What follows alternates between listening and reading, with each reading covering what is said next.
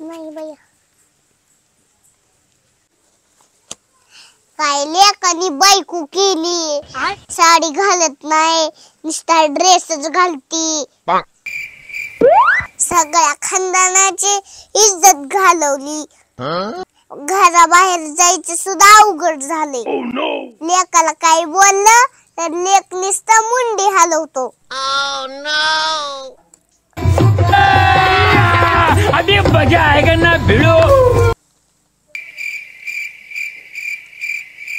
अली टवळी घेऊन मोबाईल मध्ये बोट घालत बसते काम करत नाही कोय नाही नुसती बसती माझ्याकडेच बघती काहीतरी बडबड करत असणार आहे ही तेरा तो गेम बजाना पड़ेगा और अभी तो रुको क्लाइमैक्स अभी बाकी है आयो रे मां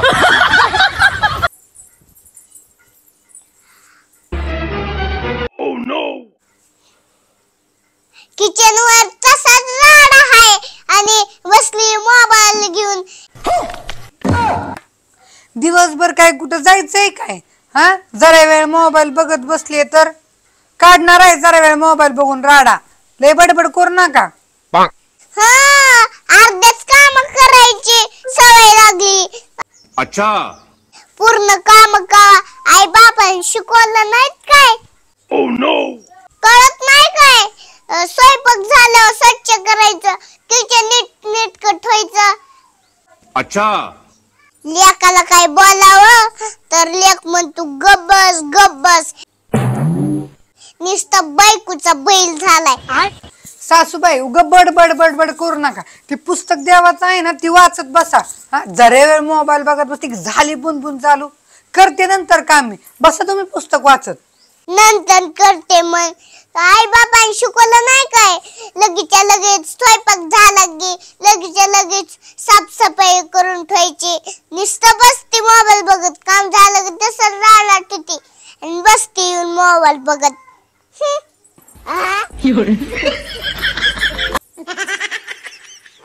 माझ्या आई बापाकडे जाऊ नका मला बी तुमच्या आई बापाकडे जाता येतंय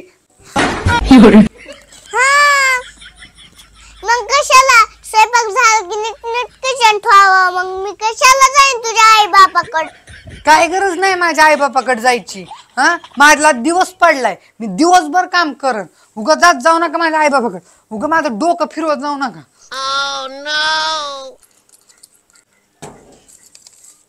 रुको जरा सबर करो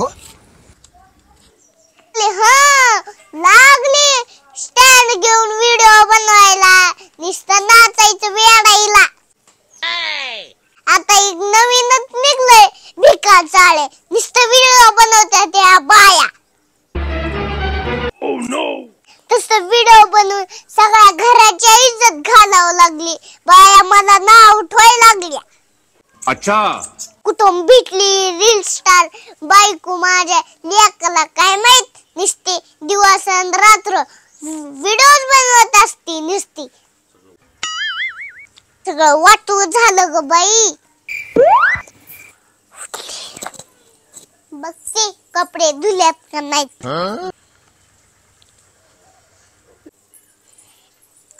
बाई किती मोठे कपडे पडलात आणि बसली रील्स बनवत धुली सुद्धा नाहीत काम धंदा सोडलाय आणि नुसती व्हिडिओ बनवत बसली थांब आता हिच्याकडे चांगलंच बघती ओह नो